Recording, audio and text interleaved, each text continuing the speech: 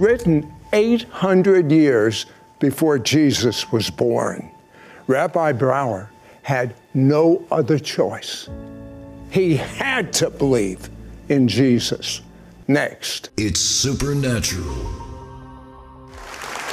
Welcome, Holy Spirit. Go and flow. My guest, Rabbi Ira Brower, was born in New York to parents escaping the Holocaust in Germany. Growing up in an Orthodox Jewish family, he rebelled and became atheistic. But then his wife, Gloria, confronted him. I want to find out about Rabbi Ira's generations of rabbinic Jewish heritage. How many generations did it go back?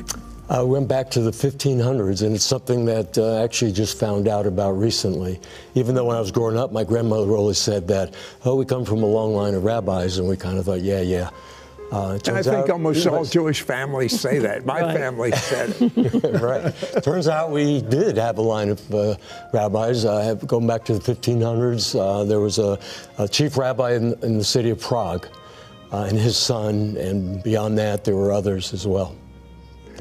Now, you grew up in New York. Yes. Tell me about that. What was that like?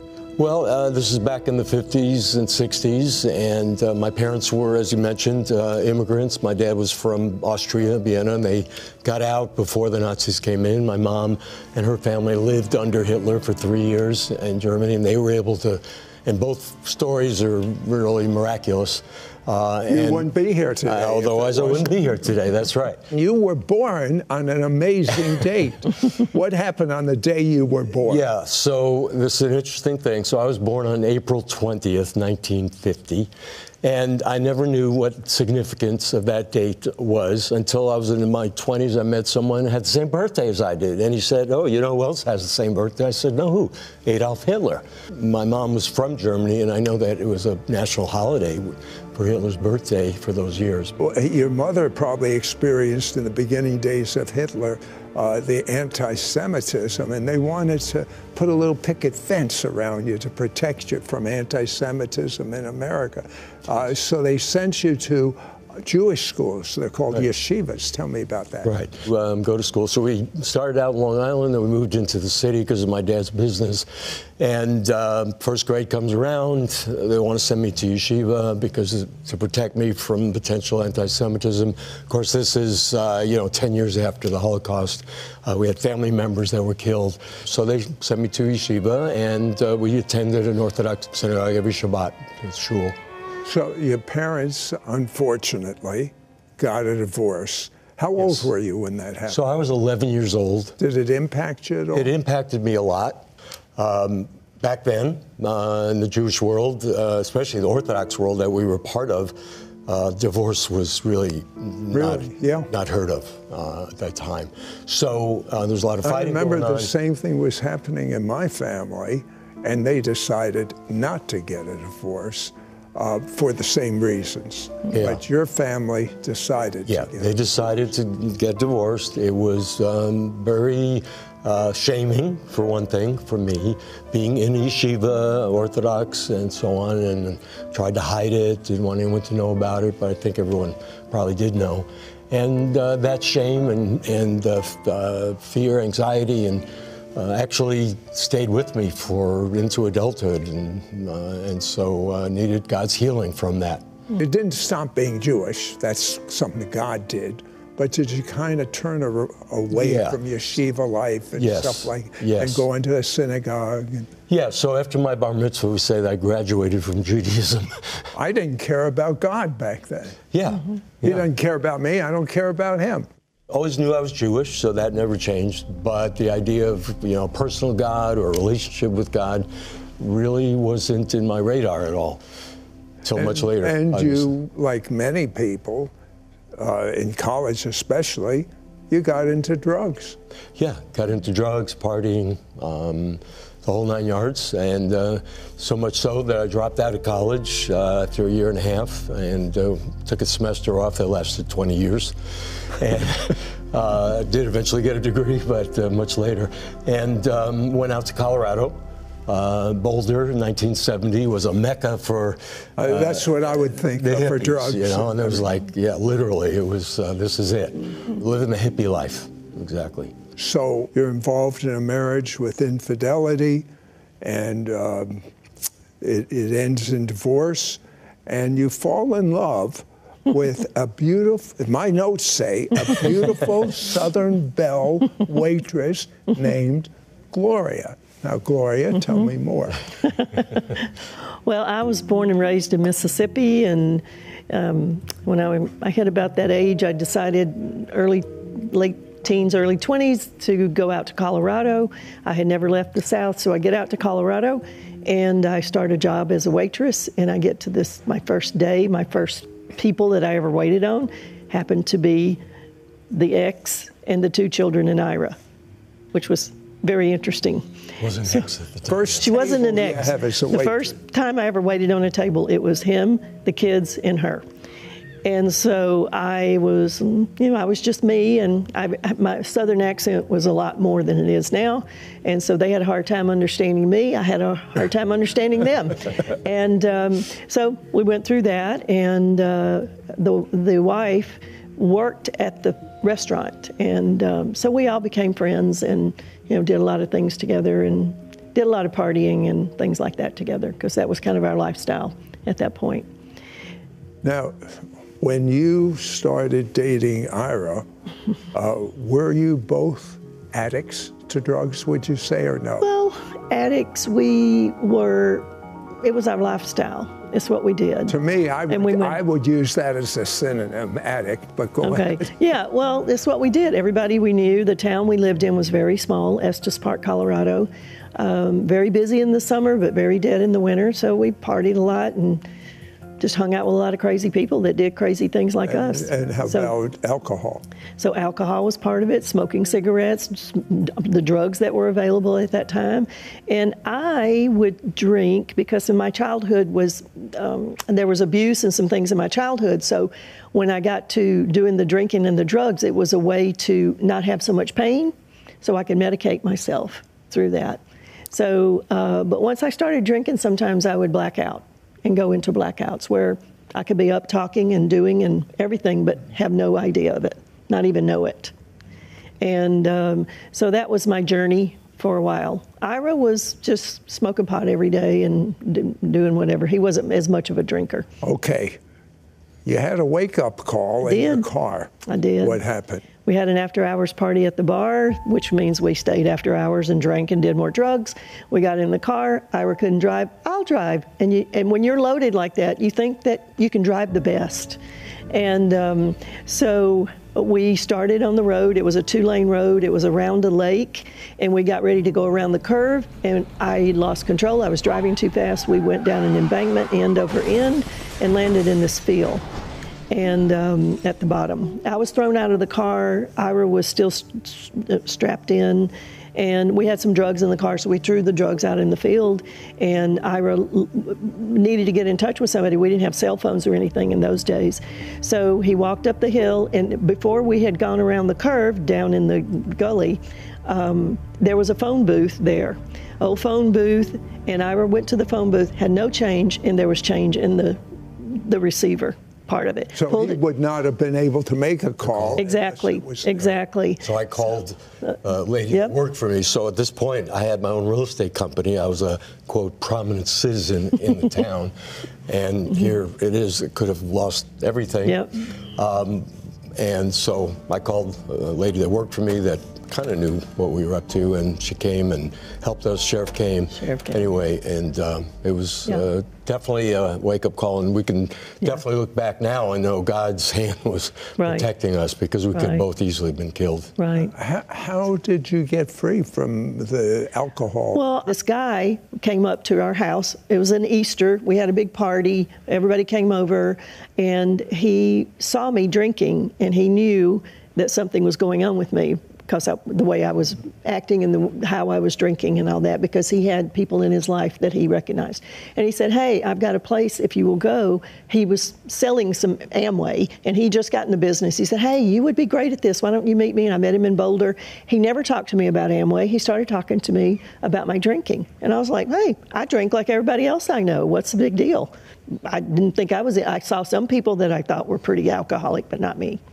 So we went on with that, and I'm told most alcoholics don't even realize they're alcoholics. Exactly. So he talked to me, and he asked me to go to this treatment center. I went out to Minnesota, and I'm a little Southern girl. I really didn't know much about Minnesota, so I went out there. I was there for a month, and got out and stopped drinking, and went to AA. And there was another stepping stone. Well, there was another stepping stone. Yes, there was a big stepping stone. Yeah. Ira's wife announced one day, I am born again. Ira didn't have a clue as to what that meant. Be right back.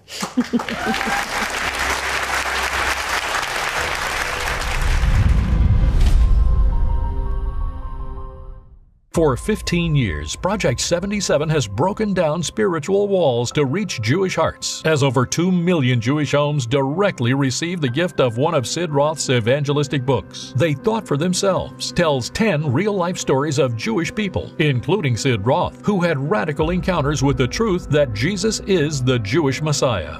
Heaven only knows how many hearts have been transformed and their eternal destinies rewritten.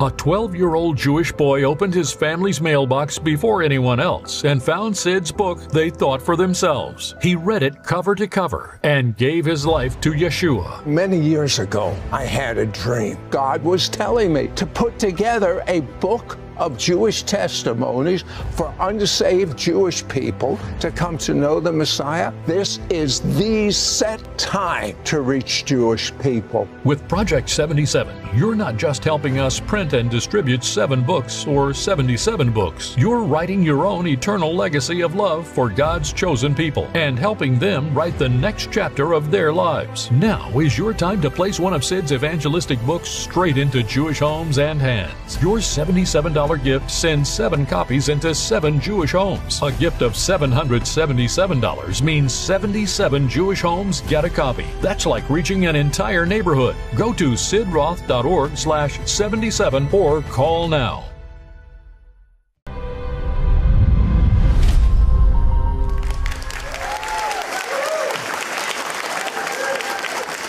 So Ira's wife says, I'm born again. Ira doesn't know what that means.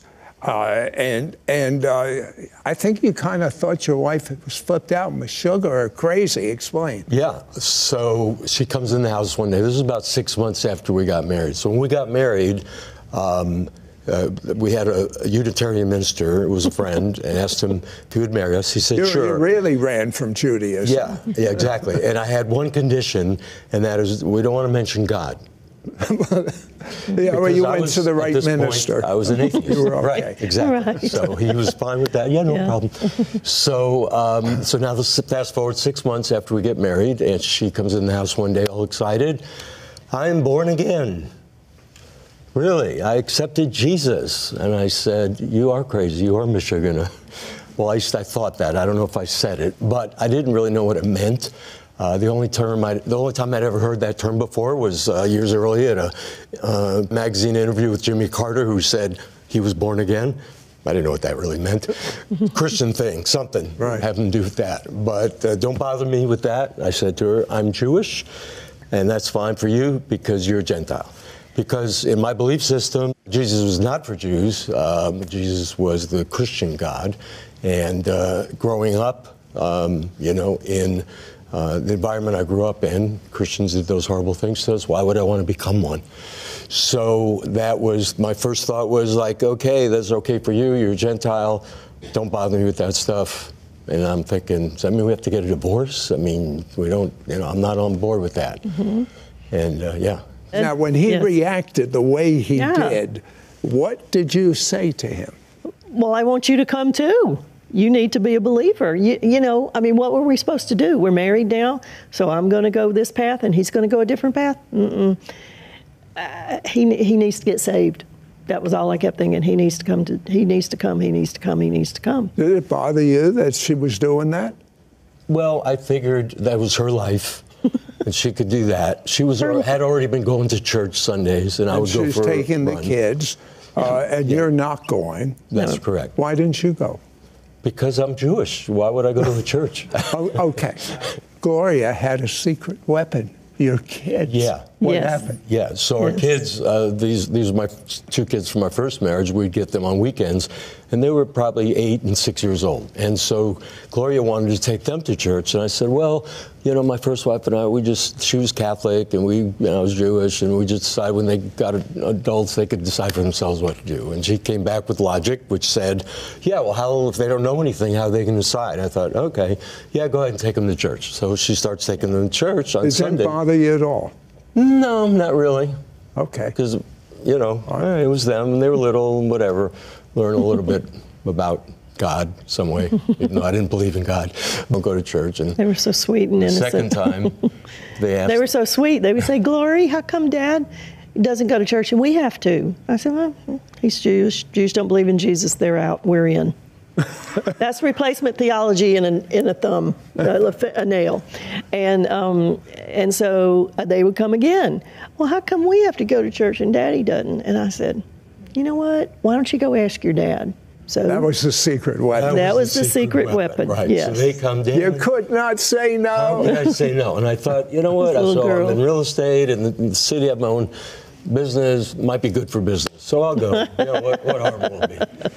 And so I went to church, Baptist church in Estes Park, and a lot of people I knew from being in business and whatnot, and they were all so nice. Little did I know, praying for him. She had the church praying for me. Her Jewish husband needs to get saved, you know. And if I'd have known that, I probably would have said, forget it, I'm not going in there. But one thing led to another, and there was a guy there that was leading a men's Bible study that I knew, and he was leading a Bible study for young businessmen in the town, and he invited me to join him. And I said, okay, might be good for business, you know. And so it was. So I went, and it was the first time that I ever opened the New Testament, and they were studying the Gospel of John. And so as I am studying and reading, I always knew Jesus was Jewish, but it never really, I never really knew how much of that, what that actually meant, that not only was he Jewish, all his followers were Jewish, they were in Israel. You know, obvious things now I look back on, of course, but at that time I didn't know. I'd never read the New Testament. So going to synagogue on Shabbat and the feasts and all that, and it just started the journey for me. It took some time. But the thing that pushed you over the edge was a chapter written some 800 years before Jesus was even born. Yes. It was Isaiah 53. Take me back then. What did you think when you read that for yourself? Right.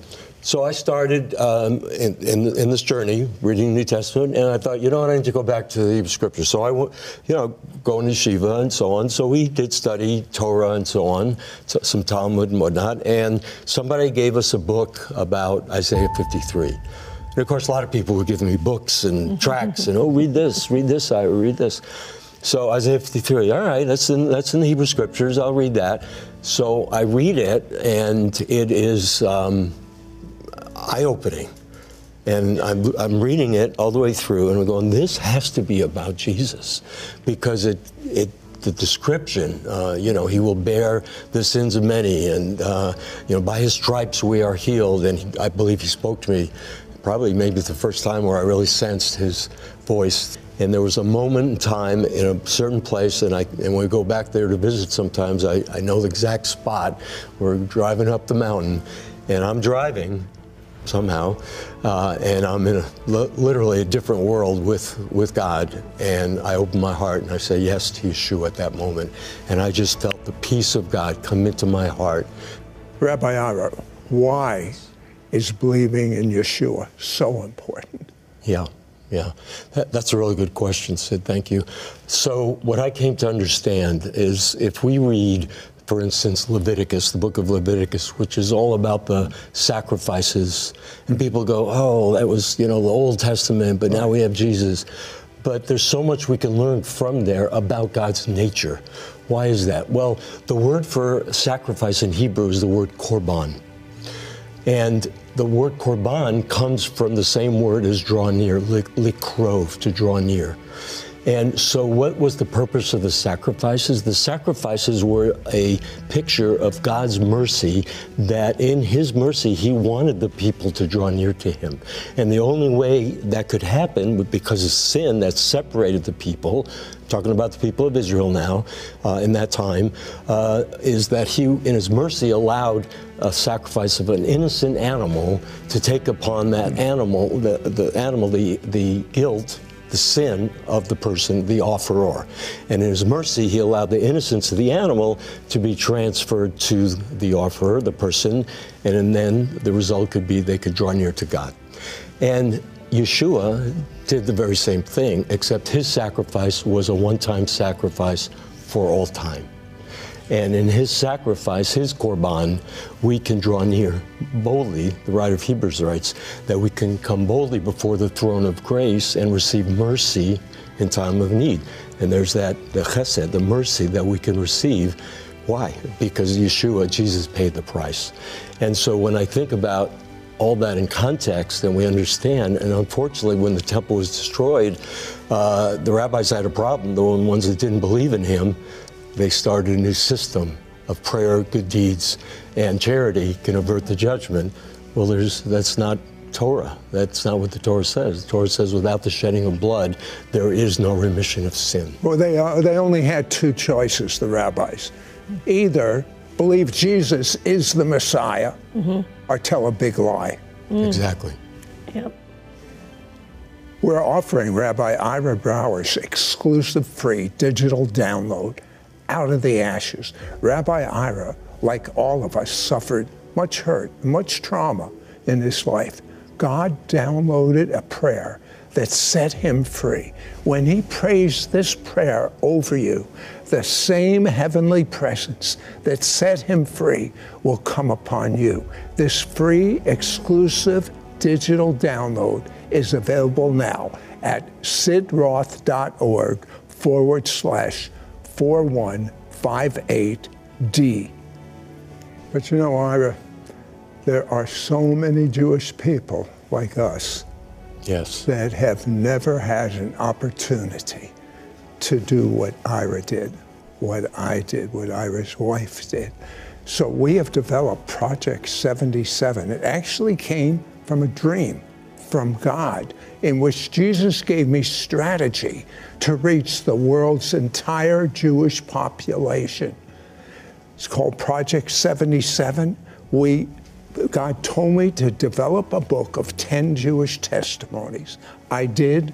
To date, we have mailed or distributed 2.6 million of these books to Jewish families in multiple languages. I would love for you to get a copy of this book. Why don't you go to my webpage, which is sidroth.org/77, and order these books. But even before you order the book, I want you to have your own experience with Jesus. Say, Jesus, I make you my Lord and Savior. Amen. Live inside of me. Give me my own experience with you. Thank you.